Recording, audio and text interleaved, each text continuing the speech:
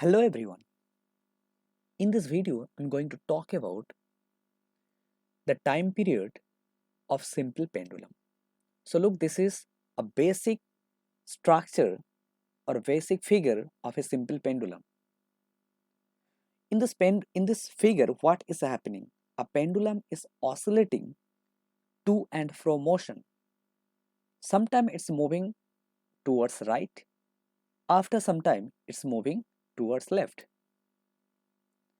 Let us consider the length of the pendulum is L. What is the length of the pendulum? The length of the pendulum is L. At any instant, the bob of the pendulum at this position, and the pendulum is making theta angle from its equilibrium position. What is the angle made by the pendulum? The angle made by the pendulum is theta from its equilibrium position. Okay. Then what is going to happen? Look, when the pendulum making some displacement from its equilibrium position x, let us consider the pendulum is making a displacement x from its mean position. Then mg force is acting downward direction, right? And here a tension force is acting. And in the backward direction, restoring force acting on the pendulum to bring it back to its mean position. Now we have to calculate what is the restoring force, because if we take the component of mg, look, if this angle is theta, this angle will be also theta, right? If this angle is theta here, if this angle is theta, so this angle will be also theta. Now if I take the component of mg, so mg will have two component. One will be mg sin theta and another one will be mg cos theta.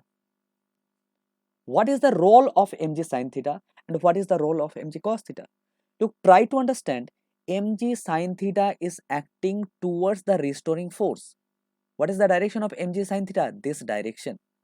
This is the direction of mg sin theta. And what is the role of mg sin theta? Mg sin theta is trying to bring the pendulum to its equilibrium position. So what can we write here? We can write here mg sin theta, that means it is a restoring force.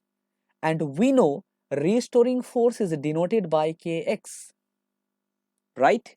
Because what is the displacement made by the pendulum? The displacement made by the pendulum is x. So that means the restoring force acting on the pendulum is kx. And what will be kx? If we take the component of mg, so mg will have mg cos theta and mg sin theta. So that means mg sin theta is the restoring force. It's playing the role of restoring force of this pendulum. Got it? Now,